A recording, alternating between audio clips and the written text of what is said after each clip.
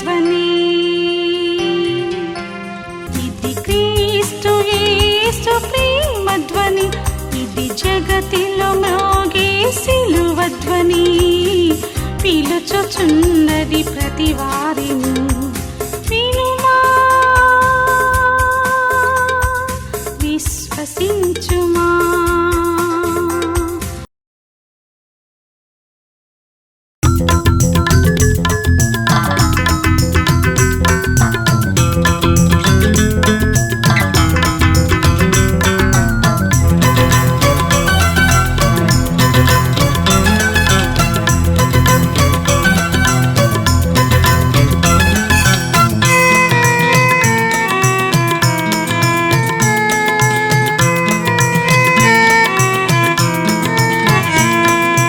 నేను నమ్మినా నా యేసుని ఎరుగుదును, నేను నమ్మినా నా దేవుని ఎరుగుదును, నేను నమ్మినా నా యేసుని ఎరుగుదును, నేను నమ్మినా నా దేవుని ఎరుగుదును. కలత చెందను, సిగ్గునొందను, కలత చెందను, సిగ్గునొందను, నీ నమ్మిన యేసుని ఎరుగుదును, నీ నమ్మిన యేసుని ఎరుగుదును.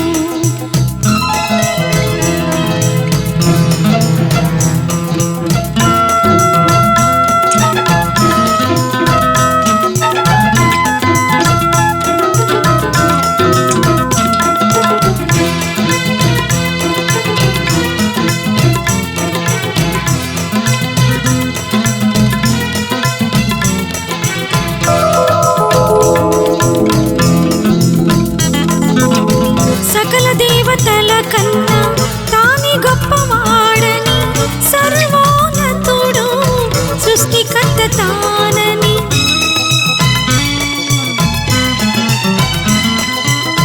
సకల దేవతల కన్నా తానే గొప్పవాడని, సర్వోన్నతుడు సృష్టికర్త తానని, అద్వితీయ సత్యదేవుడు నాదు విమోచకుడు నిత్యము సజీవుడినని ఎరుగుదును.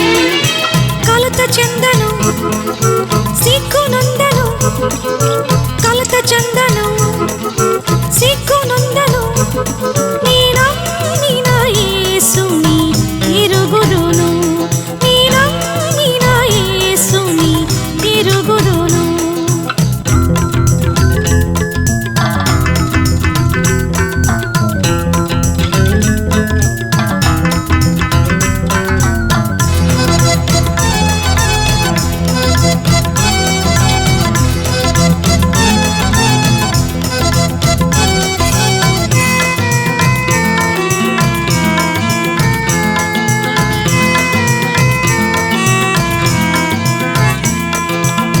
సింహాల నోళ్ళని మూయించువాడు, అగ్ని జ్వాలల యందు నడిపించువాడు,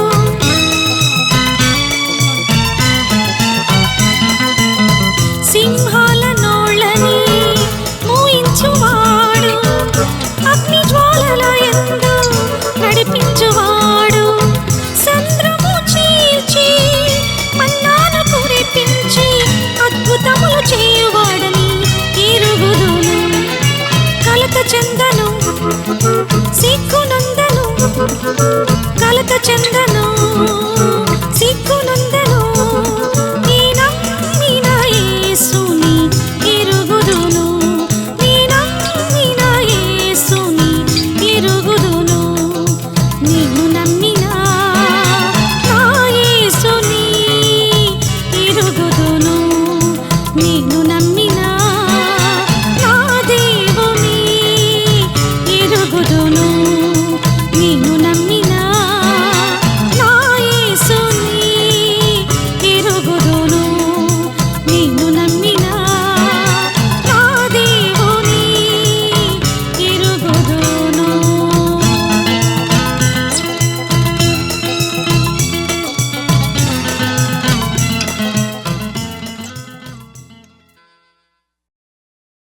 బైబిల్ ప్రకారంగా 3 రకాలుగా ఈనాటి క్రైస్తవుల్ని మనం విభజించవచ్చు. ఒకటి ప్రకృతి సంబంధమైన విశ్వాసులు, 2 శారీర సంబంధమైన విశ్వాసులు, 3 ఆత్మ సంబంధమైన విశ్వాసులు. ప్రకృతి సంబంధమైన విశ్వాసులు అంటే చూడండి, సహజంగా మనిషి పుట్టిన ప్రతి వాడికి దేవుడు ఉన్నాడు అని కొంచెం అందించండి. నాకు తెలుసో తెలీదో మీకు తెలీదా? ప్రతి మనిషికి దేవుడు ఉన్నాడని తెలుసు. ఆయన ఎవరో తెలియకపోవచ్చు, ఏ రూపంలో ఉంటాడో తెలియకపోవచ్చు, ఎక్కడుంటాడో తెలియకపోవచ్చు, కానీ దేవుడు అనేవాడు ఒకడు ఉన్నాడన్న సంగతి ప్రతివాని అంతరాత్మకు తెలుసు. ఎవడన్నా దేవుడు లేడని గట్టిగా అరుస్తున్నాడంటే వాడికి బాగా తెలుసు అన్నమాట. ఏంటంటే దేవుడు లేడు అని అరుస్తుంటాడు చూడండి. ఎందుకు అరుస్తాడు? ఎందుకాడు? వాడికి తెలుసు దీన్ని ఎలాగైనా లేదనేది అందరినీ ఒప్పింప చేయాలని అరుస్తాడే కానీ వాడికి తెలుసు. ఏంటంటే ఒక నాస్తికుడు సభ పెట్టాడంట.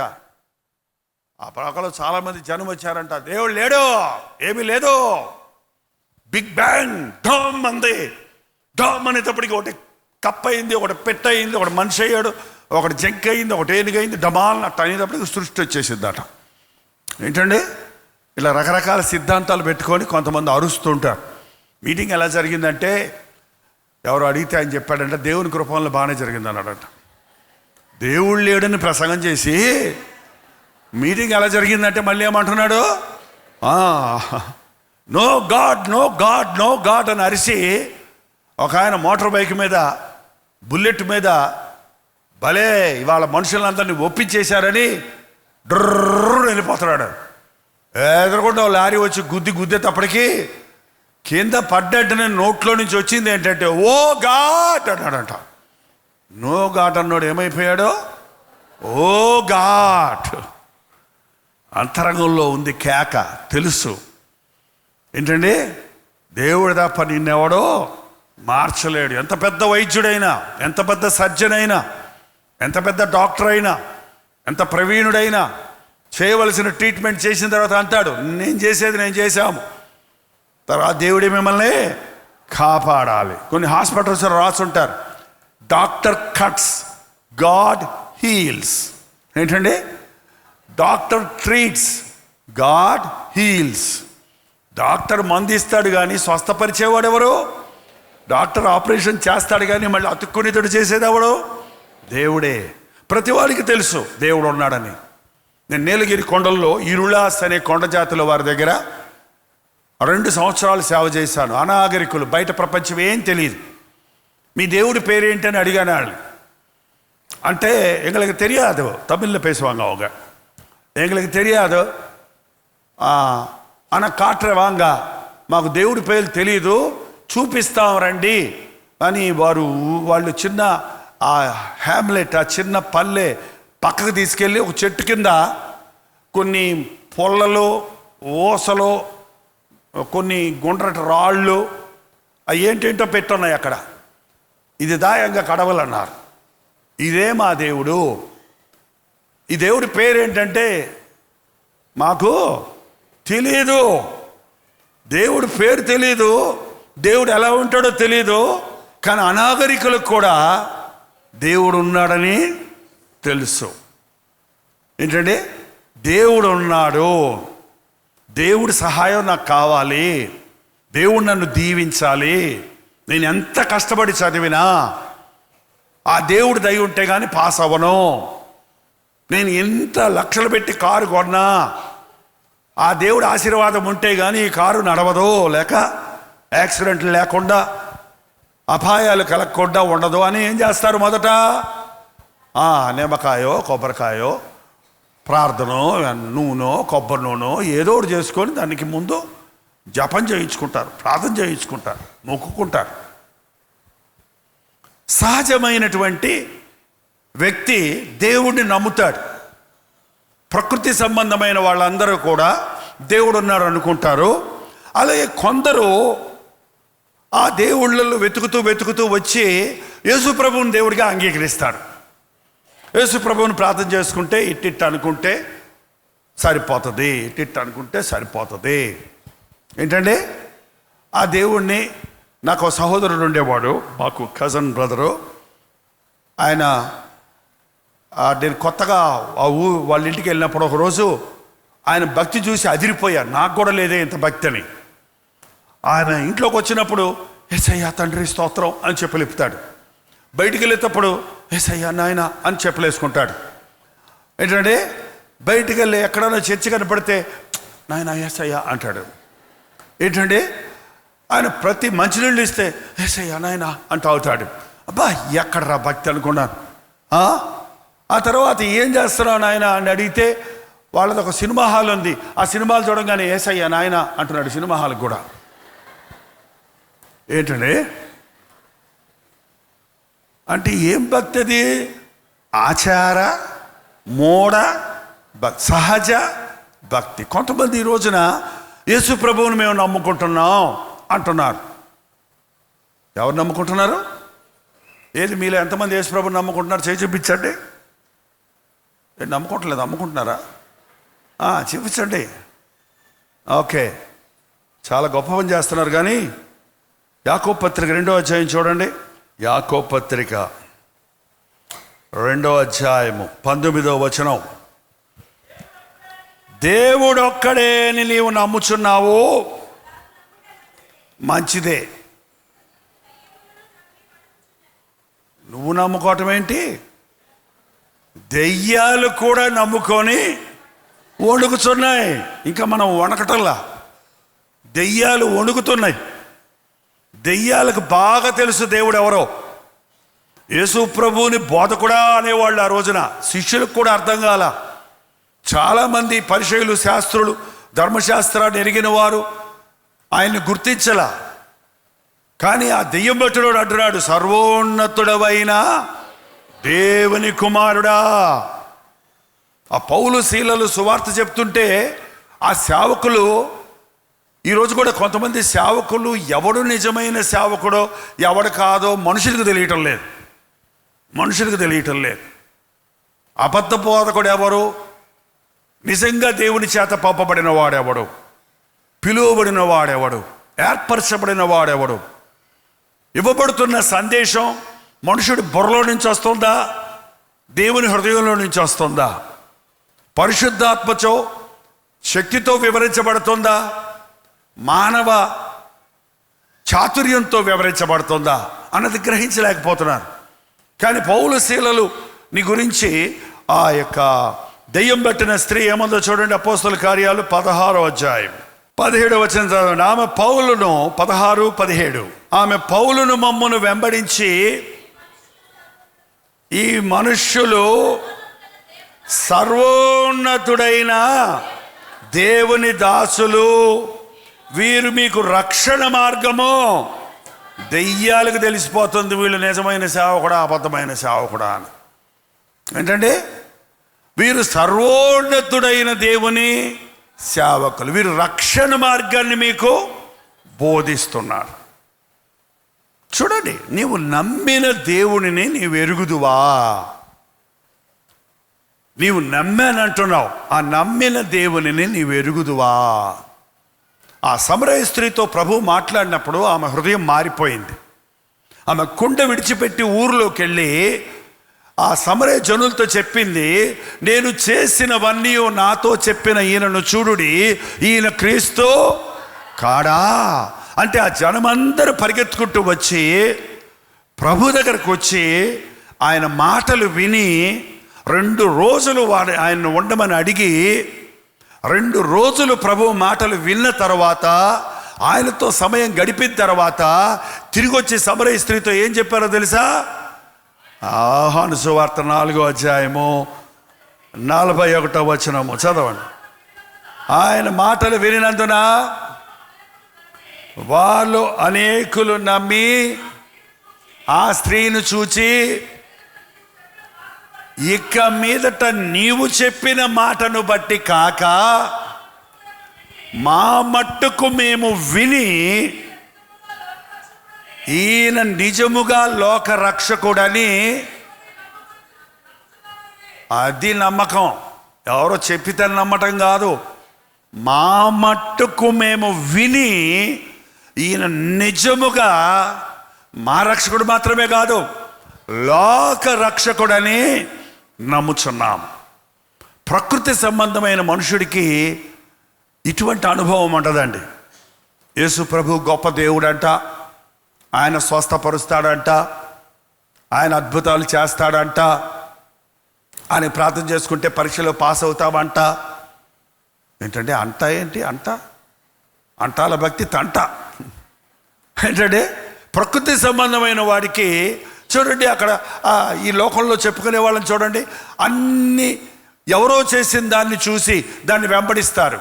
ఒక మతాచారాన్ని, ఒక పద్ధతిని వెంబడిస్తుంటారు. వారు ప్రకృతి సంబంధమైన భక్తులు, లేక విశ్వాసులు, లేక మనుషులు. మనం యేసుక్రీస్తు బిడ్డలమన్న వారిని ప్రకృతి సంబంధమైన వారిగా ఉండకూడదు. నీవు నమ్మిన వారిని నీవు ఎరగాలి. నీ మట్టుకు నీవు మోకాళ్ళుని ప్రార్థించి నీ దేవునితో సహవాసం చెయ్యాలి. ఎవరో బలవంతం చేసి మతం మారుస్తున్నారంటున్నారు మన భారతదేశంలో. అది బైబిల్లో లేదు అసలే. అలా మార్చాలంటే దేవుడు ఎప్పుడో లోకాన్నే మార్చేసేవాడు. మనకు స్వేచ్ఛనిచ్చాడు దేవుడు. నీ అంతట నువ్వు హృదయం మీద నిలబడి తలుపు తడుతున్నాను, తలుపు తీస్తే లోపలికి వస్తా, లేకపోతే తలుపు పగలగొట్టుకొని వస్తానన్నాడా? నువ్వు తీస్తే వస్తా, నువ్వు వద్దుపో అంటే నీ జోలికి నేను రాను. ఏంటండి, నా కుమారుడా నీ హృదయం నాకు ఇయ్యి, లేకపోతే నేను చంపేస్తా అన్నాడా? అలా దేవుడు చాయిస్ ఇచ్చాడు మనకి. ఇది వెలుగు, ఇది చీకటి, ఇది మరణము, ఇది జీవము, ఇది ఆశీర్వాదము, ఇది శాపము. ఏది కావాలో కోరుకో. కోరుకునేది నీ ఇష్టం. నీకోసం నువ్వే కోరుకోవాలి. నీ భార్య కోసం నువ్వు కోరలేవు. ఆమె నీది నీదే, నీ బిడ్డలదే, ఎవరి మట్టుకు వాళ్ళదే. మీ బైబిల్లో చదివితే దేవునికి కుమారులు కుమార్తెలు ఉన్నారు, కానీ మనవలు మనవరాళ్ళు లేరు. మా నాన్న యేసు ప్రభువుని నమ్ముకుంటే ఆయన దేవుని కుమారుడు అయ్యాడు కాబట్టి నేను ఆయనకు బిడ్డను కదా, మనవడిని అయ్యానా? ఏంటండి, పుట్ట క్రైస్తవులు కొంతమంది ఎట్టగా అనుకుంటారు, మేము దేవుని బిడ్డలమే. ఎట్టవుతావు? క్రైస్తవులు ఇంట్లో పుట్టిన మూలాన నువ్వు క్రైస్తవుడు అవ్వవు. మా నాన్న యేసు ప్రభువుని నమ్ముకుంటే ఆయన దేవుని కుమారుడు అయ్యాడు. నేను యేసు ప్రభువుని నమ్ముకుంటే నేను దేవుని కుమారుడు అయ్యాను.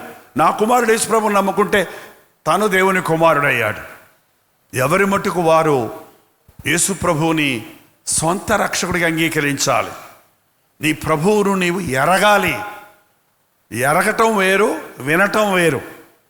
యేసు ప్రభువుని గురించి విన్నాం, చాలా విషయాలు మనం వింటుంటాం, అవునంట, అబ్బా అబ్బా అంటాం. కానీ నువ్వు అక్కడికి వెళ్ళి చూసినప్పుడు అవి వ్యత్యాసంగా ఉంటాయి. నువ్వు విన్నదేమో ఆర్భాటంగా ఉంటుంది, ఆడు చూస్తే ఏమోడొచ్చు చివరికి వెళ్ళి. ఏంటంటే ఈ రోజుల్లో అడ్వర్టైజ్మెంట్ వస్తుంటాయి చూడండి, ఇదిగో ఇది వేసుకున్నారా ఇది నున్నగా అయిపోతారా అంటారు. ఆ సబ్బు తెచ్చి పూసుకుంటే ఉన్న తోలు కూడా ఊడిపోతాయి. అవి అడ్వర్టైజ్మెంట్స్. కానీ నువ్వు తీరా అది పరీక్షించినప్పుడు నువ్వు మళ్ళీ అది సబ్బు నీకు పనిచేసిందా లేదా చూసుకుంటావు. కానీ ఎవడో చెప్పిన దాన్ని బట్టి నువ్వు వాడవు కదా. నీకు బాగా పనిచేస్తే వాడతావు, లేకపోతే ఏం చేస్తావు? దాన్ని వదిలిపెట్టేస్తావు. యేసుప్రభు నువ్వేం బలవంతంగా నమ్ముకోవాల్సిన పనే లేదు. ప్రార్థన చేసి చూడు, ట్రై జీసస్, ప్రయత్నించు. యేసుక్రీస్తులో ఎంత వ్యత్యాసముందో, ఎంత నిజముందో, ఎంత గొప్ప దేవుడో అన్నది నువ్వు ప్రార్థించి చూడు, నమ్మి చూడు, అంగీకరించు. అంతేకాని ఎప్పుడు మన భక్తి ఇతరుల మీద ఆధారపడి ఉండకూడదు. ఒకప్పుడు రోమన్ క్యాథలిజం విస్తృతంగా అయినప్పుడు మనుషులకి బైబిల్ చేతికి ఇచ్చేవాళ్ళు కాదు. ఆ రోజుల్లో అన్ని భాషల్లో బైబిల్ దొరికేది కాదు. ఆ గురువులు మాత్రమే బైబిల్ చదివేవారు. వారు ఏం చెబితే అదే వేదం. కాబట్టి ఆ గురువులే దేవుళ్ళలాగా ఉండేవారు. వాళ్ళ చెవుల్లోకి వెళ్ళటం, వాళ్ళ చెవుల్లో పాపాలు ఒప్పుకుంటే క్షమించాను పో, ఉండిలో డబ్బులు వేసిపో అంటే డబ్బులు వేసిపోవటం, మళ్ళీ రావటం, మళ్ళీ ఒప్పుకోవటం, మళ్ళీ డబ్బులు వేయటం, ఇలాగైపోయింది. ఏంటండి, ఆ రోజుల్లో ఆచార భక్తికి మనుషులు బలైపోయారు. ఈరోజు కూడా కొందరు అటువంటి పరిస్థితుల్లో ఉన్నారు. నువ్వు పరలోకం వెళ్తావా అంటే మా పాస్టర్ గారిని అడగండి అన్నాడు ఒక ఆయన. అంటే పాస్టర్ గారు ఇచ్చే బాప్టిజం సర్టిఫికెట్ పరలోకానికి నీకు టికెటా? పనికిరాదు. మీ పాస్టర్ గారు నీకు బాగా అన్నం పెట్టి డబ్బులు ఇస్తే ఆయన నువ్వు భలే విశ్వాసమయ్యా. మా చెన్నైలో ఒక మంచి ఎడ్యుకేటెడ్, చాలా గొప్ప, మన ఇండియాలోనే 5th ర్యాంక్లో ఉన్న హై క్వాలిఫైడ్ పర్సన్ ఉండేవాడు ఒక ఆయన. చాలా రిచ్ పర్సను, మంచి ఎత్తైన వ్యక్తి, చక్కటి కుటుంబం. ఆ పాస్టర్ గారు ఆయన చర్చికి వెళ్తే ఆ పాస్టర్ గారు బలిపీఠని దిగొచ్చి అయ్యగారిని తీసుకొచ్చి ముందు కుర్చీలు వేయించి కూర్చోబెడతారంట. అనేక సార్లు అయ్యగారి గురించి చెప్పేవారు. అయ్యగారు మన సంఘానికి ఎంత గొప్ప కళ, అయ్యగారు పరలోకంలో గొప్ప స్థానంలో ఉంటారు అని పొగుడుతానే ఉండేవారంట. ఒకరోజు ఈ అయ్యగారు ఒక అసలైన సిసలైన దైవజనుడి దగ్గరికి వెళ్ళాడు వాక్యం వినటానికి. ఆ మీటింగ్లో కూర్చున్నాడు. తన స్థితి తనకు అర్థమైంది. క్రీస్తు యొక్క దర్శనాన్ని చూశాడు. తన స్థితిని, తన నామకార్థ స్థితిని, తన ఆచార భక్తిని గ్రహించుకున్నాడు. కిందపడి మోకాళ్ళ మీద పడి ఏడవటం మొదలుపెట్టాడు. పశ్చాత్తాపడటం మొదలుపెట్టాడు. కన్నీరు కార్చడం మొదలుపెట్టాడు. ఆ తర్వాత వెళ్ళి ఆ పాస్టర్ గారితో చెప్పాడు, అయ్యా నేను పరలోకంలో గొప్పవాడిగా ఉంటానన్నావు. మీ దగ్గరకు వచ్చేటప్పుడు నేను సిగరెట్లు తాగేవాడిని, బ్రాందీ విస్కీలు తాగేవాడిని, సినిమాలకు వెళ్ళేవాడిని, ఆఫీసులో లంచాలు తీసుకునేవాడిని, ఎన్ని చెయ్యని రాని తప్పులన్నీ చేసేవాడిని. నేను నీట్గా డ్రెస్ చేసుకొని వస్తే నువ్వేమో నాదే పరలోకంలో ప్రథమ స్థానం అన్నావు బాబు. కాదు అని అందరి ముందు, సంఘం ముందు ఒప్పుకున్నాడట. ఏంటండి, దేవుడు మెచ్చినవాడు ధన్యుడు కానీ మనుషుడు మెచ్చుకున్నవాడు ధన్యుడు కాదు. మన భక్తి దేవుడు మెచ్చాలి. మీరు ప్రకృతి సంబంధమైన భక్తులా లేక ఆత్మ సంబంధమైన భక్తులా? కొరింథీయులకు రాసిన మొదటి పత్రిక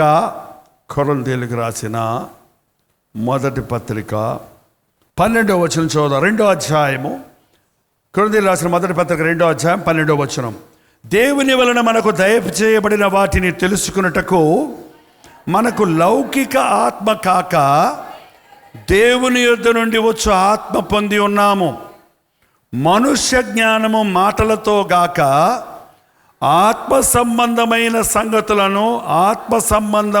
సంగతులతో సరిచూచుచు ఆత్మ నేర్పు మాటలతో వీటిని గురించి ఏమేం బోధించుచున్నాము. ప్రకృతి సంబంధమైన మనుష్యుడు దేవుని ఆత్మ విషయములను అంగీకరింపడు. అవి అతనికి వెర్రితనముగా ఉన్నవి. అవి ఆత్మానుభవము చేతనే వివేచింపదగును గనుక అతడు వాటిని గ్రహింపజాలడు. ప్రకృతి సంబంధమైన మనుషుడికి విశ్వాస సంబంధమైన బోధ అర్థం కాదు. అది వెర్రితనంగా ఉంటుంది. ఏంటంటే, బైబిల్లో తన్ను తాను తగ్గించుకున్నవాడు హెచ్చించబడతాడు అనుందండి. ఇది మనం చెబితే లోకంలో ఉన్నోళ్ళు నమ్ముతారా? పనికి మాలిన జైపాలు ఇవాళ ప్రసంగం చేయడానికి వస్తున్నాడు అంటే మీరు ఎవరన్నా వస్తారా?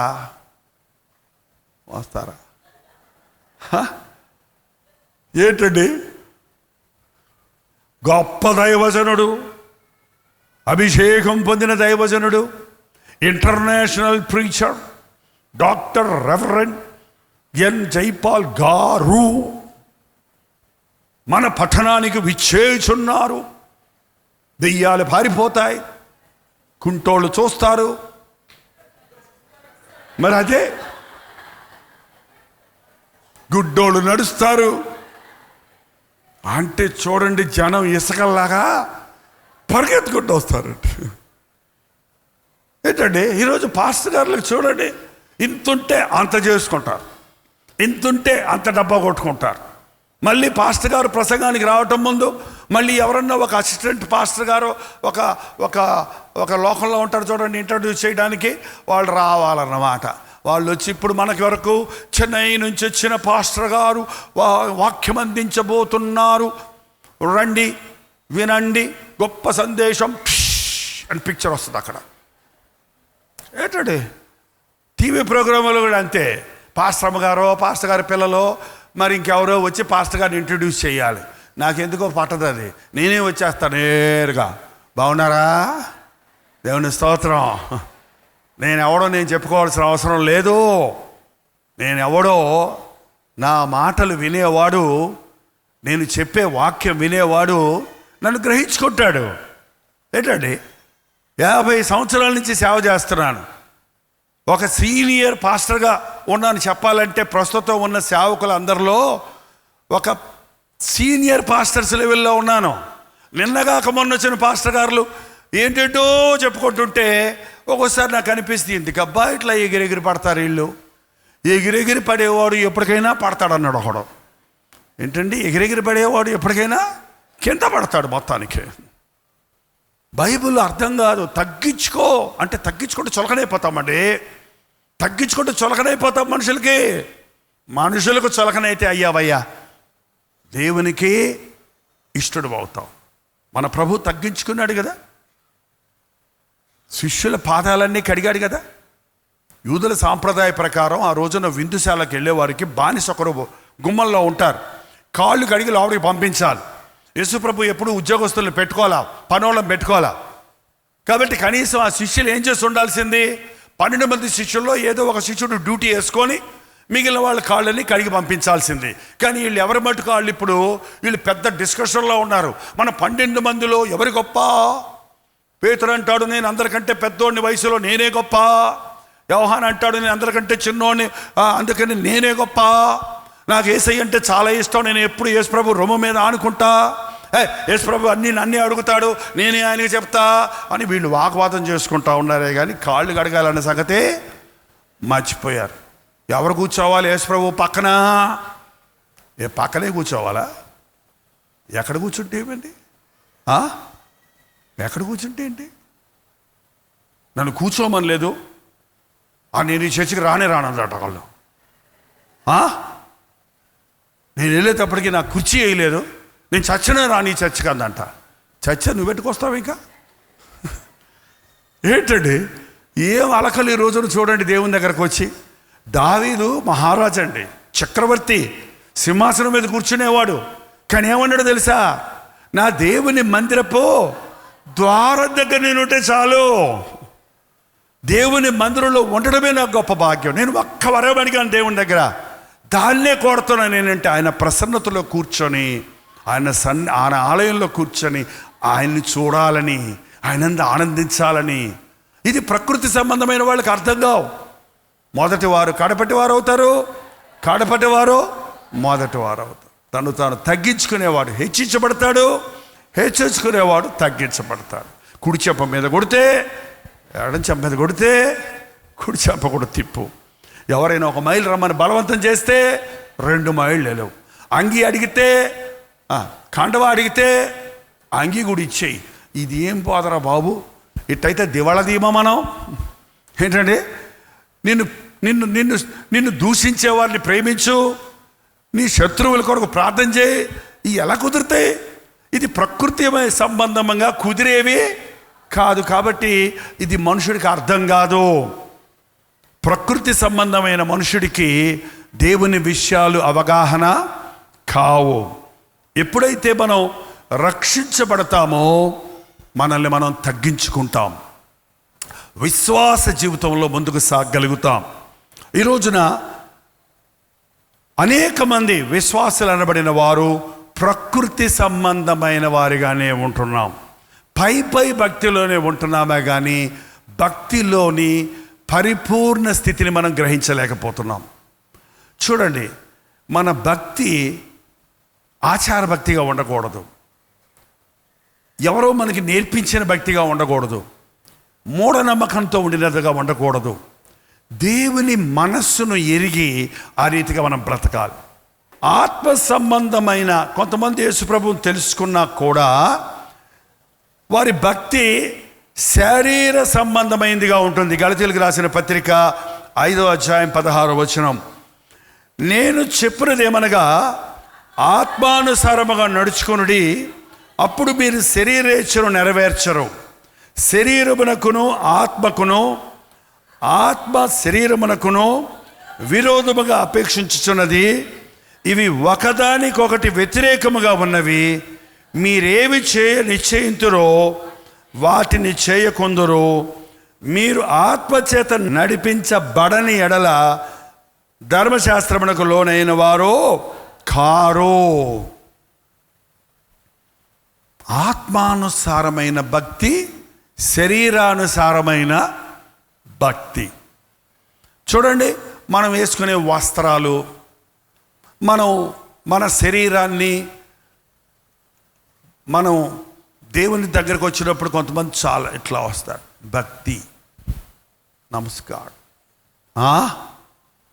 ఏంటండి ఆ ప్రార్థన చేయమని, ప్రభు నాయన పాపిని ఊరికా ఎడతావుగా దేవా. అదేంటి నటనేంటి అంటే, బహిరంగంగా నీ భక్తి చూపిస్తానికి నీ వస్త్రధారణ మార్చుకుంటావు, నీ వేషభాషలు మార్చుకుంటావు, కొన్ని తతంగాలు చేస్తావు, కొన్ని ఆచారాలు చేస్తావు. అది శరీరంలో పైన కనిపించే భక్తి. క్రైస్తవ భక్తి హృదయంలో నుండి వచ్చేది. శరీరానుసారులు ఈ రోజున చాలా భక్తిగా ఉంటారండి. ఇలా ఆదివారం అబద్ధం ఆడకూడదు, సోమవారం ఎన్నన్నా ఆడవచ్చు. మనం దేవుని మందిరంలో ఉన్నాం, ఇక్కడ గొడవ పెట్టుకోవద్దు, ఇంటికి రా చూసుకుందాం. అదేంటి ఏంటంటే, ఓ పల్లెటూరులో ఒక ఆయన వాళ్ళ మనవడిని ఎంట తీసుకొని చర్చికి వెళ్ళాడట, చుట్ట కాల్చుకుంటా. ఆ చుట్ట చూరులో పెట్టి లోపలికి వెళ్ళాడట. అక్కడ పాట పాడుతున్నాడు, పరిశుద్ధ పరిశుద్ధ అని పాడాడు. చర్చ్ అయిపోయిన తర్వాత మళ్ళీ చుట్ట తీసుకొని మళ్ళీ నోట పెట్టుకొని వెలిగించుకొని పోతా ఉంటే మనవడు అడిగాడంట, తాత చుట్టెందుకు చర్చిలోకి తీసుకురాలేదన్నాడంట.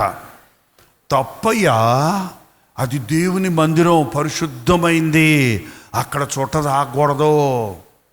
దేవుని వాక్యం ఏం చెబుతుందండి? మీ దేహము దేవుని ఆలయమై ఉన్నది. నీ దేహమే దేవుని ఆలయం అంటే దేవుని మందిరంలో మాత్రం తాకపోతే సరిపోద్దా? నీ శరీరం అపవిత్రపరుచుకుంటా లేదా? అందుకే ఎవడైనా దేవుని ఆలయాన్ని పాడు చేస్తే నేను వాడిని, అందుకే రోగాలు వస్తున్నాయి. చుట్టలు తాగేవాళ్ళకి, సిగరెట్లు తాగేవాళ్ళు, సారాయి తాగేవాళ్ళు, బ్రాందీ తాగేవాళ్ళు, డ్రగ్స్ వేసుకునే వాళ్ళకి. ఏంటంటే ఇప్పుడు ఏ పొగాకు ప్రోడక్ట్స్ ఉండే చాలా వచ్చేసాయి. ఇప్పుడు ఇంతకుముందు పూర్వకాలం చుట్టలు తాగేవాళ్ళు, లేకపోతే ముక్కుపుడుకు పీల్చేవాడు ఇంతకుముందు. ఇప్పుడు ఎన్ని వదిలేసి ఆ పొగాకు ప్రోడక్ట్స్ ఏంటో హాని కీని పీని ఏదో వస్తాయంట, తెలుసా అండి మీకు? అది కొనుక్కొని నోట్లో పెట్టుకుంటే ఒకలాంటి సారం దిగుతుంటుందంట అంటుంటారు వాళ్ళు. ఏదో పళ్ళు ఊడిపోయిన వెళ్ళగా ఉన్నావేంటయ్యా అంటే నోట్లో ఏదో ఉంది, అందుకని నోరు తెరవలేడు పాపం. ఏంటంటే దానివల్ల చాలామంది వాళ్ళ క్యాన్సర్ రోగానికి గురైపోయారు. మొన్నే ఒక అబ్బాయిని తీసుకొచ్చారు, బొగ్గల్లో క్యాన్సర్ వచ్చేసింది. ఏంటి అంటే అది తింటున్నాడు నోట్లో పెట్టుకొని ఎప్పుడు చూసినా. ఇంకొక అతను దానికి బానిసైపోయాడు, పెళ్ళయింది, యవనస్తుడు, 30 ఏళ్ళు కూడా లేవు, పిల్లలు పుట్టలేదు. ఏంటని పరీక్ష చేసి వెళ్తే అతను బ్లడ్ అంతా పాడైపోయింది, చేతుల కాళ్ళలో వడికిపోతున్నాయి 30 ఏళ్ళకే. ఎంతమంది ఈ రోజున దేవుని ఆలయమైన శరీరాన్ని పాడు చేసుకుంటున్నాడు. శరీరానుసారులు ఆ భక్తి, ఆ గంటసేపు భక్తి ఉండాలి, ఆ ఆదివారం భక్తి ఉండాలి, ఆ గుళ్ళో భక్తి ఉండాలి అని కొన్ని ఆచారాలు పద్ధతులు ఆచరిస్తారే కానీ ఆత్మానుసారులుగా జీవించరు. నీవు దేవుని ఆధ్యాత్మిక జీవితంలో రక్షించబడిన వ్యక్తివైతే శరీర కార్యాలను జయిస్తావు. ఒకసారి చూడండి, అక్కడ 19వ వచనం, శరీర కార్యములు స్పష్టమై ఉన్నవి, అవేమనగా జారత్వము, అపవిత్రత, కాముకత్వము, విగ్రహారాధన, అభిచారము, ద్వేషములు, కలహములు, మత్సరములు, క్రోధములు, కక్షలు, భేదములు, విమతములు, అసూయలు, మత్తతలు, అల్లరితో కూడిన ఆటపాటలు గడగడ గడగడ చదివేశాం. కానీ ఇది ఒక్కొక్కటి నీ ఎదురుగుండా పెట్టుకొని ఇవి నీలో ఉంటే నీవు శారీరానుసారమైన క్రైస్తవుడివే కానీ శరీరానుసారమైన భక్తుడివే కానీ ఆత్మానుసారమైన వాడివి కావు. జారత్వము, అపవిత్రత, కాముకత్వం, మూడు ఒక సెట్టు. ఏంటంటే అది జారత్వము, అపవిత్రత, కాముకత్వము. జారత్వం అంటే జారిపోవటం అన్నాడంట ఓ పాస్టర్ గారు. జారత్వం అంటే జారిపోవటం కాదండి. వివాహానికి ముందు పరస్త్రీలతో పరపురుషులతో అక్రమ లైంగిక సంపర్కం కలిగి ఉండటం అనేది జారత్వం. జారత్వానికి దూరంగా పారిపో అని దేవుని వాక్యం చెబుతోంది. ఈ రోజున పరిశుద్ధ వివాహమని వెడ్డింగ్ కార్డు ప్రింట్ చేస్తారే కానీ ఎంతమంది తమ కన్యత్వాన్ని పోగొట్టుకొని, ఎంతమంది తమ పరిశుద్ధతను పోగొట్టుకొని ఎటువంటి పరిశుద్ధమైన జీవితం లేకుండా వివాహ జీవితంలోనికి ప్రవేశిస్తున్నారు. వివాహమైన 3వ నెలలో నుంచే వాళ్ళకి అనేక రకాలైన గొడవలు, వ్యాధులు, ఆర్థిక ఇబ్బందులు, రకరకాల సమస్యలకు కారణం ఏంటి? నీ దేహాన్ని పాడు చేసుకుంటున్నాం. జారత్వము చేయువాడు కేవలము బుద్ధిశూన్యుడు. మనుషుడు చేసే ప్రతి పాపము దేహమునకు వెలుపల ఉంది, కానీ జారత్వము చేయువాడు తన సొంత శరీరానికి హానికరంగా పాపం చేస్తున్నాడు.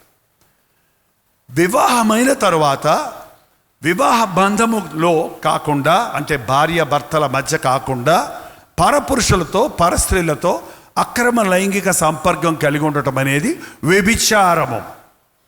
వివాహమైన తర్వాత పవిత్ర బంధానికి బయట చేసేది వ్యభిచారము. వివాహం కాకముందే దేహాలను పాడు చేసుకోవటం అనేది జారత్వము. దేవుడు జారులను, వ్యభిచారులను తీర్పు తీర్చక మానడు. నువ్వు వ్యభిచార కార్యంలోనే ఉంటూ, జార కార్యాల్లోనే ఉంటూ భక్తిగా ఉన్నాను అనుకుంటే, పాపం చేసి స్నానం చేస్తే పోద్దనుకుంటున్నారు కొంతమంది, పాపం చేసి పాపాన్ని కడుక్కుంటే పోద్దనుకుంటున్నారు కొంతమంది. కానీ పాపం నీవు క్షారముతో నీవు కడుక్కున్న, విస్తారమైన సబ్బు రాచుకున్న నీ దోషము నాకు మరకవలే కనబడుతూ ఉంది. భక్తే బతుకే అనుకుంటున్నారు. కాదు, నీవు నిజంగా ఆత్మానుసరుడు అయితే ఈ శరీర ఇచ్చలను నీవు జయిస్తావు. కాముకత్వము, జారత్వము, అపవిత్రత ఈ తరం వ్యభిచార తరం అని పిలువబడుతూ ఉందండి. ఏం తరం ఇది? వ్యభిచారపు మాటలు, వ్యభిచారపు పాటలు, వ్యభిచారపు దృష్టి, వ్యభిచార మనస్సు, వరసవాయలు లేకుండా చిన్న బిడ్డలను మానభంగం చేయటం, అత్యాచారాలు చేయటం, అక్రమం చేయటం, సమూహంగా రేప్ చేయటం, ఇవన్నీ చూసినప్పుడు ఎంత పెచ్చు పెరిగిపోతుందో పాపం ఈ లోకంలో ఈ రోజున చూడండి. శరీరాన్ని ఇచ్చలతో మనిషి నిండిపోయి మృగము కంటే నీచంగా ప్రవర్తించడం చూస్తూ ఉన్నాం. అపవిత్రమైనటువంటి కార్యాలు.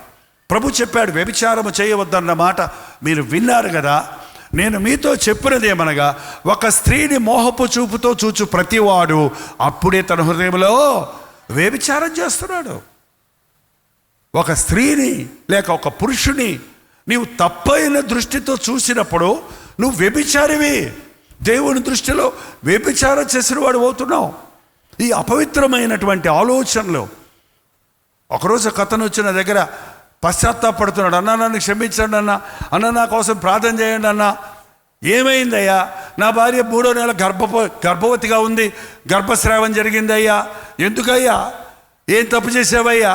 అయ్యా పక్కింటి ఆయన మరొక అతను భార్యను చూసి ఈమె నా భార్య అయితే బాగుండేదే అనే ఆలోచనలతో నిండిపోయానయ్యా.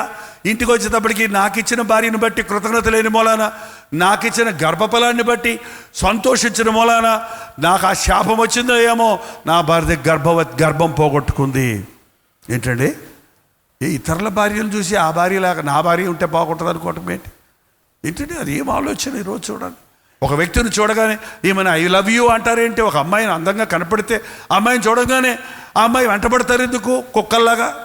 ఇంకంతకంటే ఏమనాలి? కుక్కలు అలాగే పెడతాయి రోడ్డు మీద చూడండి. ఒక కుక్కను చూసిందనుకోండి, ఇంకో కుక్క అని కనుక పడుతుంది. ఈ 2 పోతుంటే 3వ కుక్క వస్తుంది మళ్ళీ. ఏంటంటే మళ్ళీ అటుపోద్ది అంటే ఇంక ఏంటది సరే మనుషుడు యవనస్తులు ఈ రోజున రోడ్ల మీద ఎలా తిరుగుతున్నారో చూడండి. రోడ్ల మీద ఎందుకు తిరుగుతారు అలా బైకులు వేసుకొని? ఎందుకు ఆ సెంటర్స్లోకి వెళ్తారు?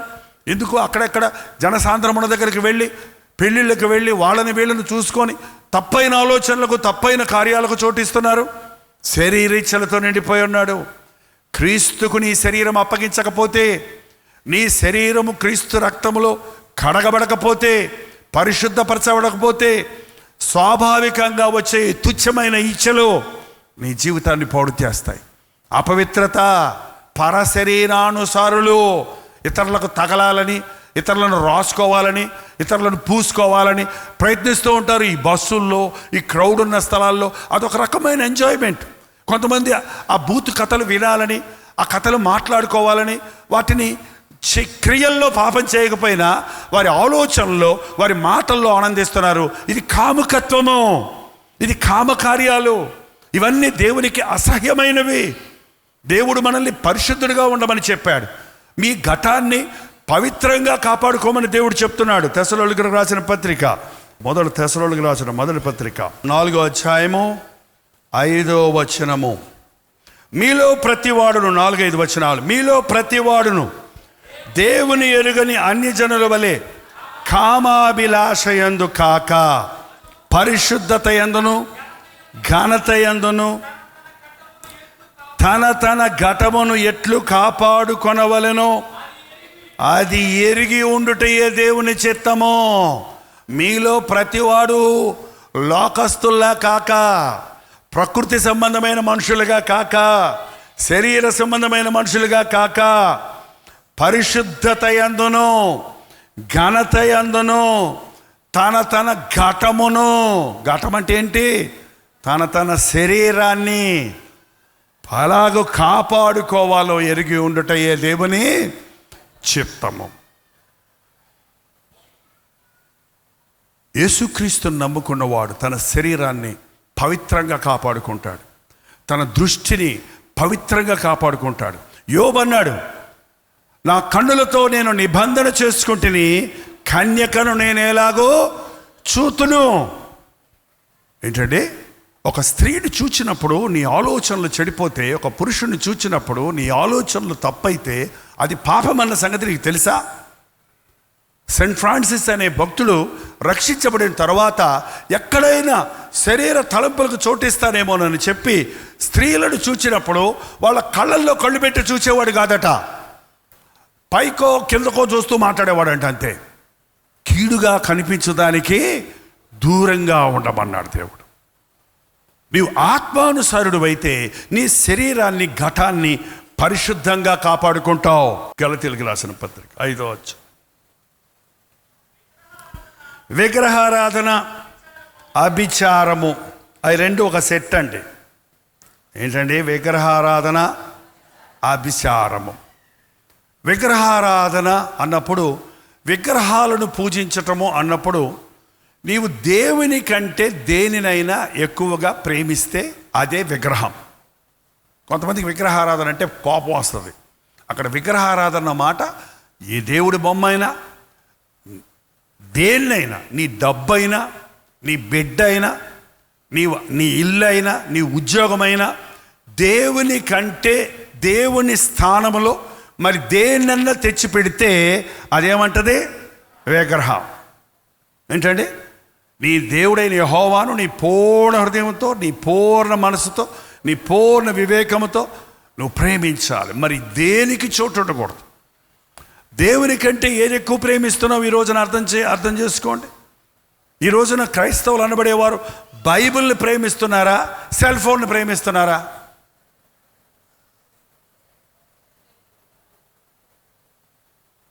పడుకోబోయే ముందు బైబిల్ చదువుకొని పడుకుంటున్నావా, ఎస్ఎంఎస్లు వాట్సాప్లు చదువుకొని పడుకుంటున్నావా? నిద్ర లేచిన వెంటనే చేత్తో తడుక్కొని బైబిల్ తీసుకొని ఏం మాట్లాడతాడో దేవుడు ఇవాళ, ఏ వాగ్దానం ఇస్తాడో అని చదువుతున్నావా? రాత్రి ఏమి ఎస్ఎంఎస్లు వచ్చాయో, ఏమి యూట్యూబ్లో కొత్త విషయాలు ఉన్నాయో అని చూస్తున్నావా? ఏ ఫ్రెండ్ పిలిచాడో అని చూస్తున్నావా? ఫేస్బుక్లో ఫేసులు చూస్తున్నావా? ఫేస్బుక్లో ఏం చూస్తారండి? ఫేసులు. ఫేక్ ఫేసులు. మళ్ళీ ఏం ఫేసులు అయ్యి? ఫేస్బుక్లోనే ప్రేమించుకున్నారంటే ఇద్దరు. ఆ బొమ్మ చూసి అబ్బా, ఈ బొమ్మ చూసి అబ్బా, I love you, I to love you. చివరికి ఫేస్బుక్లోనే ముహూర్తం పెట్టేసుకున్నారంట. ఫేస్బుక్లోనే పెళ్లి ఫిక్స్ అయిపోయిందంట. ఫేస్బుక్లోనే లైవ్ ఇచ్చేయడానికి పెళ్ళికి ఇద్దరు వచ్చారంట. ఇద్దరికి వచ్చేటప్పటికి ఒకళ్ళు చూసుకొని ఇంకా చూస్తున్నాడు ఆయన. ఈ అమ్మాయి వేరే ఇంకా చూస్తుంది. నేనే, నువ్వా ఫేస్బుక్లో ఇట్టున్నావేంటి ఇప్పుడు? ఈ టెక్నాలజీ పెరిగి ఆ ఫేస్బుక్లో లావు ముఖం చిన్న ముఖం చేయొచ్చు, నల్ల ముఖం తెల్ల ముఖం చేయొచ్చు, ఎర్ర ముఖం చేయొచ్చు, మేకప్ లేకుండానే పెదాలకు లిప్స్టిక్ వేయొచ్చు.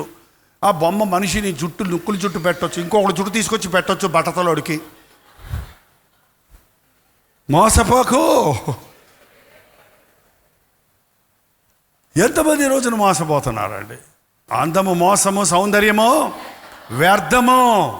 బహిరంగమైన విషయాలకు ప్రాముఖ్యత ఇస్తున్నాడే. ఆత్మానుసారులు గుణగణాలకు ప్రాముఖ్యత ఇస్తారు. మనిషి రూపానికి ప్రాముఖ్యత ఇవ్వరు, మనిషి యొక్క హృదయ స్థితికి ప్రాముఖ్యత ఇస్తారు. ఈ రోజున చాలామంది వివాహాల విషయం వచ్చేటప్పటికి ఈడు జోడులు చూసుకుంటున్నారు, అందశ్రద్ధలు చూసుకుంటున్నారు, కట్టకాడుకులు చూసుకుంటున్నారే కానీ ఒక అమ్మాయిని, ఏమ్మా మీ అమ్మాయి ఏం చదివింది? ఐఏఎస్ చదివిందా? ఎంఏ చదివిందా? పిహెచ్డి చేసిందా? అన్నీ అడుగుతారే కానీ బైబిల్ చదివిందా అని అడుగుతారా? బైబిల్ చదివిందా ఈ అమ్మాయి? బైబిల్ చదివిన అమ్మాయి అయితే మాకు చాలండి, ప్రార్థన చేసే అమ్మాయి అయితే మాకు చాలండి అడుగుతారా? ఎంత జీతం తీసుకొస్తుంది? కట్నం ఎంత ఇస్తారు? కష్టంతో పాటు కష్టాలు వస్తాయి, తెలియదేమో మీకు. అమ్మాయి అలాగే కట్నం తెచ్చిందట అండి. మొత్తం ఇంట్లో కావాల్సినవి అన్నీ కొనిపెట్టాడు మా అత్తమామలు.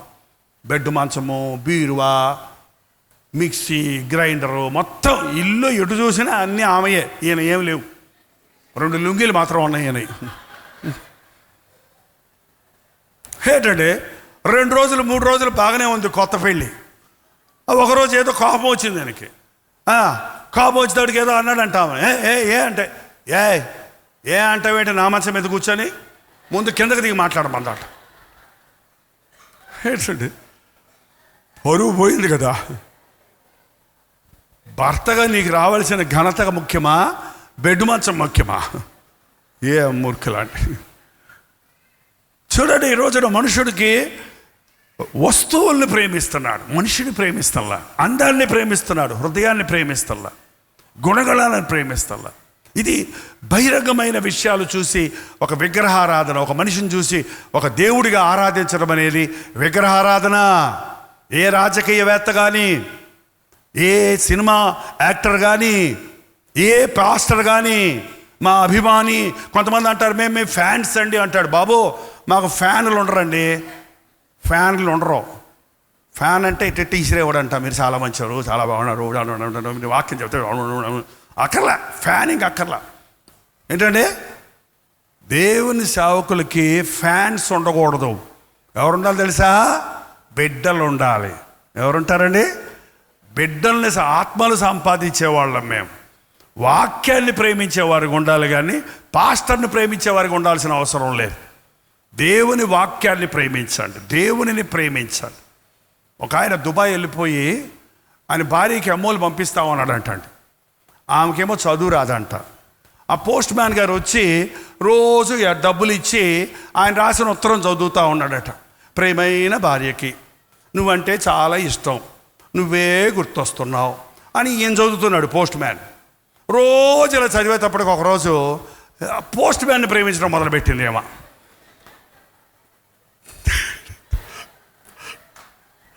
డబ్బులు పంపించింది ఆయన, ఉత్తరం రాసింది ఆయన. ఈయన పోయి ఈ దారా వచ్చింది కాబట్టి మరిద్దరు పెళ్లి చేసుకుందామంటుందంట. మేము దేవుని సేవకులం, పోస్ట్ మ్యాన్ లాంటి వాళ్ళం. మమ్మల్ని మీరు ఆయన ద్వారా, ఆయన వాక్యం మీ దగ్గరకు వస్తుంది, ఆయన ఆశీర్వాదాలు మీ దగ్గరకు వస్తుంది, ఆయన నామంలో మీకోసం ప్రార్థన చేస్తున్నాం. మీ నెత్తి మీద చేయి పెట్టినప్పుడు మా చేయి కాదు, ఆయన గాయపడిన హస్తానికి సాదృశ్యంగా మీ మీదకి యేసుక్రీస్తు నామములో ఆశీర్వాదం వస్తుంది.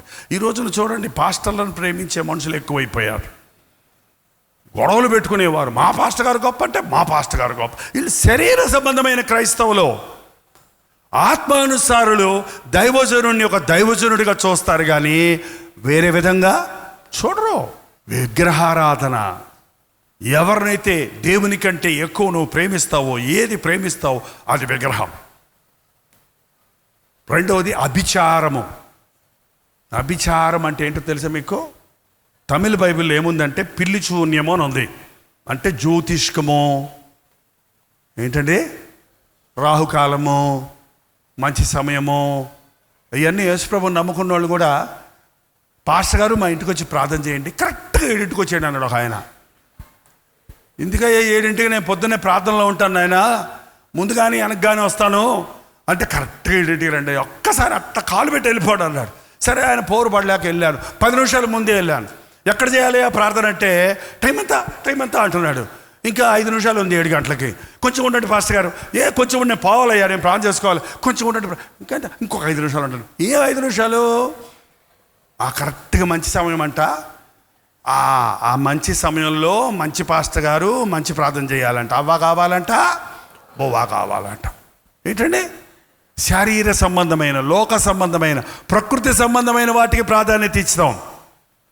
వాళ్ళ శుక్రవారం డబ్బులేమో, మంగళవారం పెళ్లి చేయం, అందుకే మా సత్రాలు దొరుకుతున్నాయి. ఏంటండి? మనకి మంగళవారమైన ఒకటే, శనివారమైన ఒకటే, తుమ్మినా ఒకటే, దగ్గినా ఒకటే, వెధవరాలు ముందొచ్చిన నమస్కారమే. ఏంటంటే ఏంటి ఆచారాలు, మూఢనమ్మకాలు? శారీర సంబంధమైన, లోక సంబంధమైన కార్యాలకు యేసు ప్రభువుని నమ్మిన వారు చోటివ్వరు. నువ్వు ప్రార్థన చేస్తే ఏ సమయమైనా దేవుని సమయమే. నువ్వు ముందున్న దాన్ని ప్రార్థన చేసుకొని తింటే పరిశుద్ధపరచబడుతుంది. నువ్వు చేయనిదంతా సఫలమవుతుంది.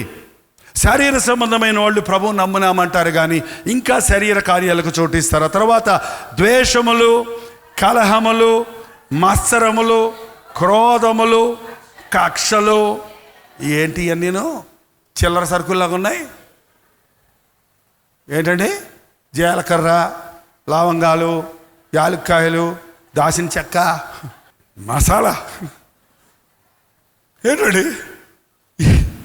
ఈరోజు మనుషుల్లో దేవుని నమ్ముకున్నా కూడా వాళ్ళంటే నాకు పడదు, వాళ్ళంటే నాకు ఒళ్ళు మంట, వాళ్ళతో నేను మాట్లాడను, వాళ్ళు వేరే నేను వేరే, వాళ్ళ జాతి వేరు, నా కులం వేరు, నా భాష వేరు, వాడు వేరే సంఘం వాళ్ళు.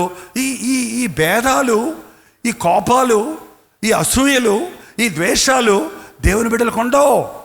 మీరు నిలుచుండి ప్రార్థన చేయనప్పుడల్లా మీ విరోధుల కొరకు విరోధులను క్షమించండి, మీకు అపకారం చేసిన వారిని క్షమించండి. ఈ రోజున ఒక్కసారి ఆలోచించండి, మీకు ఎవరి మీదన్నా కోపం ఉందా? మిమ్మల్ని అడుగుతాను, నేను ఎవరినో కాదు, మిమ్మల్ని. ఎవరి మీదన్నా కోపం ఉందా? కోపం కాదులే ఆయాసం ఉందా? ఆయాసం కాదులే బాధ ఉందా? వాళ్ళ గురించి మీరు ఆలోచించారంటే మీ బీపీ పెరిగిపోద్ది. వాళ్ళ గురించి మీరు ఆలోచించారంటే మీకు ఎసిడిటీ ప్రాబ్లం వచ్చేస్తుంది. వాళ్ళు ఎందుకనాలి నన్ను, వాళ్ళు ఎందుకనాలి నన్ను, వాళ్ళు ఎందుకనాలి నన్ను, వాళ్ళు ఎందుకనాలంట, వాళ్ళు ఎందుకనాలి నన్ను, వీళ్ళు ఎందుకని ఇట్టు చూశాడు నన్ను, ఇట్టెందుకు చూశాడు, ఇట్టెందుకు చూశాడు నన్ను, ఈ అన్నాడు, నన్ను చూసి ఎగతాలు చేశాడు, ఎందుకు చేశాడు, ఎందుకు చేశాడు, ఎందుకు చేశాడు. వాడికేం అవదు, వాడు బాగానే ఉంటాడు, నువ్వే పాడైపోతావు. నువ్వు ప్రార్థన చేసుకోగలవా? నీ మనసులో ఎవరి మీదన్నా కోపం ఉంటే నీ ప్రార్థన పరలోకానికి, నా హృదయంలో నేను పాపమును లక్ష్యము చేసిన యెహోవా నా మొర ఆలకించడు. మనకి ఎవరు విరోధులు లేరండి, ఆత్మానుసారంగా జీవించేవారు. యూదా ఇస్కరియోతు అండి యేసు ప్రభు పక్కనే కూర్చొని మీలో ఒకడు నన్ను అప్పగిస్తాడంటే నేనేనయ్యా అన్నాడా? ఏంటండి? ఏ వెరగనట్టు కూర్చుంటే ప్రభు అన్నాడు, నాతో కూర్చున్నవాడు నాపై మడిమెనెత్తాడు. కాలెత్తాడంటే వేరే సంగతి అండి. కాలెత్తాడంటే ఎదురుగుండా తన్నాడని అర్థం. మడిమెత్తాడంటే అర్థం ఏంటి? అంటే తినేసి కక్కర కూర్చొని తినేసి పోతూ పోతూ పారాడా అని చెప్పి కొనుక్కోవటం. నమ్మి ద్రోహం చేస్తారన్నాడు. చూసారు ఈ రోజున చాలామంది ఈ రోజున మేలు పొంది ఆశీర్వదించబడి చివరికి ద్రోహం చేస్తారు. వాళ్ళని క్షమించడం కుదురుద్దా? మన చేతన అవుద్దా? నన్నుకి ఇంత ద్రోహం చేసావు, నన్ను ఇంత మోసం చేసావు, నన్ను ఇంత దగా చేసావు నన్ను అన్న వాళ్ళని నువ్వు క్షమించగలవా? నువ్వు శరీరానుసారుడు అయితే క్షమించలేవు. నువ్వు ఆత్మానుసారుడు అయితే ఏం చేశాడు ప్రభు? ఏమన్నాడండి? ఆ అర్ధరాత్రి వచ్చి ముద్దు పెట్టుకుంటుంటే, ఎరా పనికి మనలోడా, మళ్ళీ ముద్దు పెట్టుకొచ్చావరా దరిద్రుడా అన్నాడా? చేలికాడా? స్నేహితుడా? స్నేహితుడా? ఇంకా ప్రేమిస్తూనే ఉన్నాడు.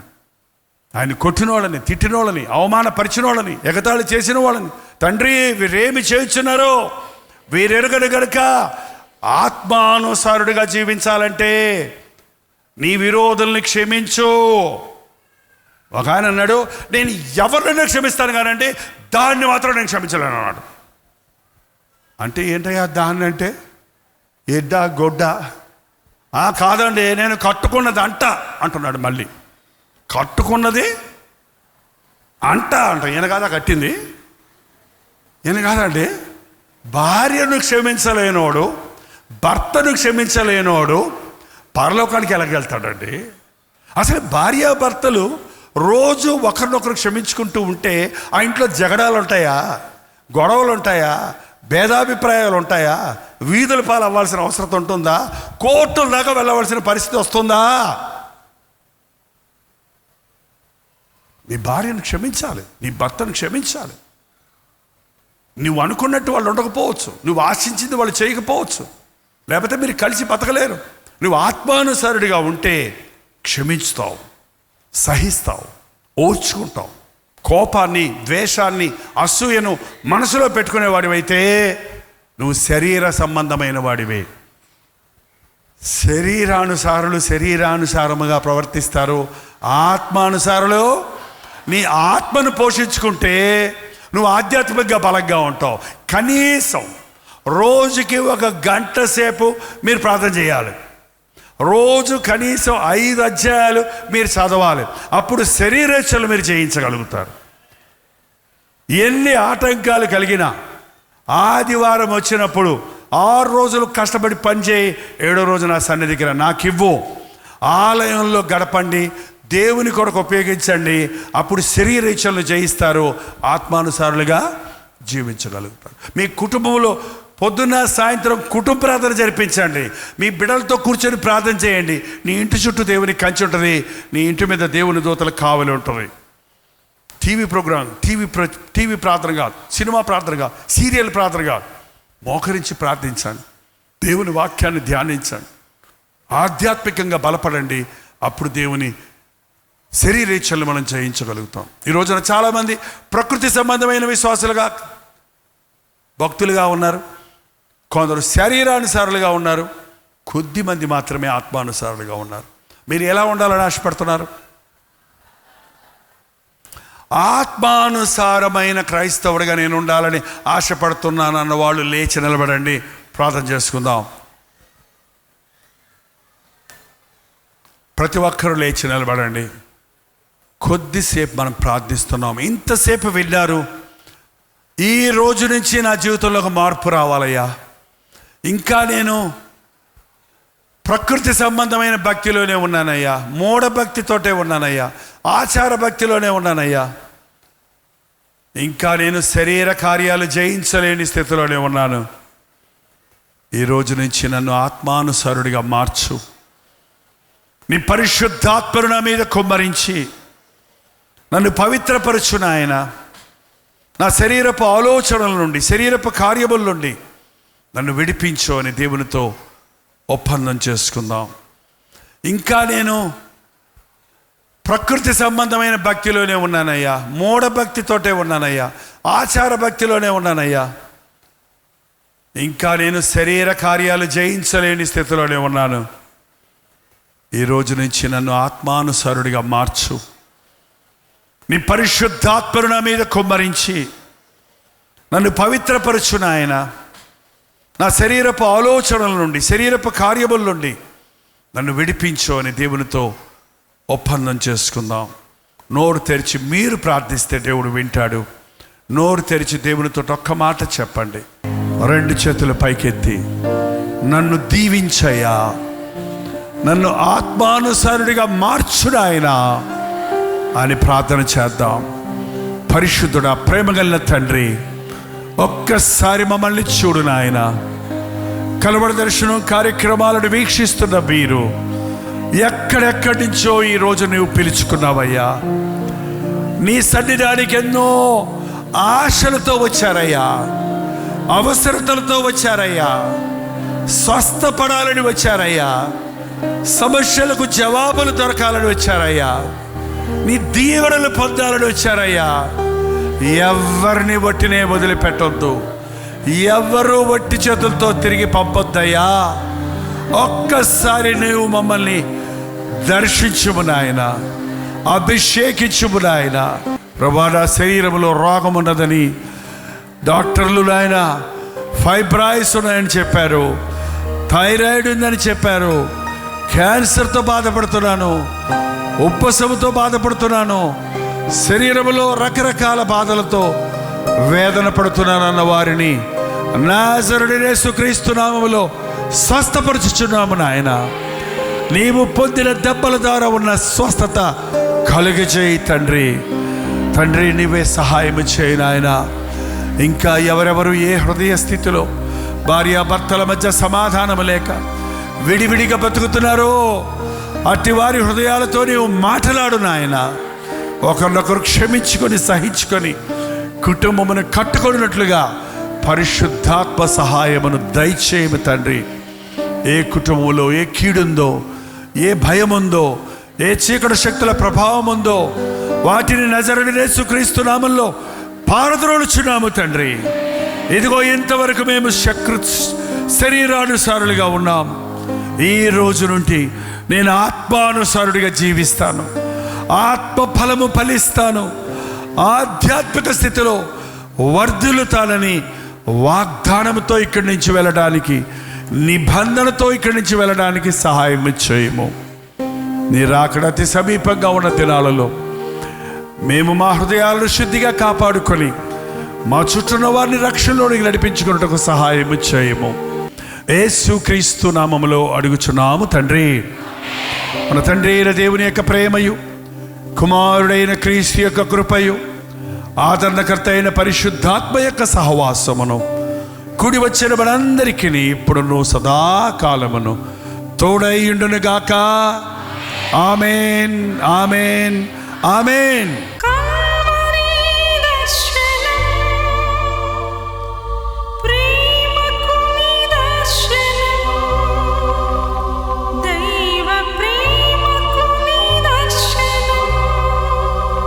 తెలుగు, తమిళ, హిందీ, మలయాళం, బెంగాలీ, ఒరియా అనే 6 భాషల్లో టెలివిజన్ ప్రోగ్రామ్స్ కొనసాగుతూనే ఉన్నాయి.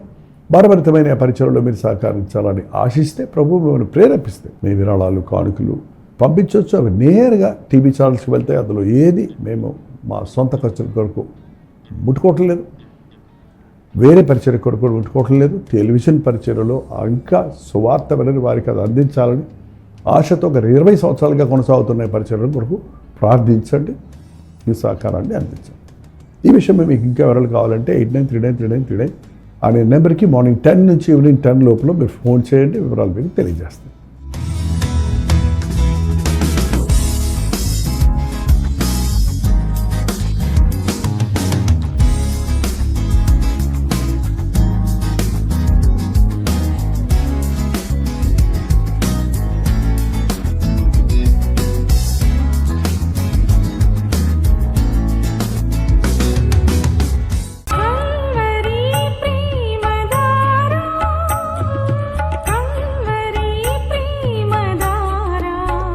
కల్వరి ప్రేమధార అనే మా ద్విమాస పత్రికను ఈ మధ్య త్రైమాస పత్రిక అంటే 3 నెలలకి ఒక్కసారి మాత్రమే ప్రింట్ చేయగలుగుతున్నాం. మరి గత 40 సంవత్సరాల పైబడి కొనసాగుతున్న ఈ పత్రికను ఆపు చేయటం ఇష్టం లేక దీన్ని త్రైమాస పత్రికగా మార్చున్నాం. మీరు కల్వరి ప్రేమధార పత్రికను చదువుతున్నారా? ఒక ఉచిత పత్రిక కావాలంటే ఇవ్వాలే మీ పేరు, చిరునామా, అడ్రస్తో పాటు ఇంటి నెంబర్తో పాటు క్లియర్గా పంపించండి. తప్పకుండా ఒక ఉచిత పత్రికను మీకు పంపిస్తాం.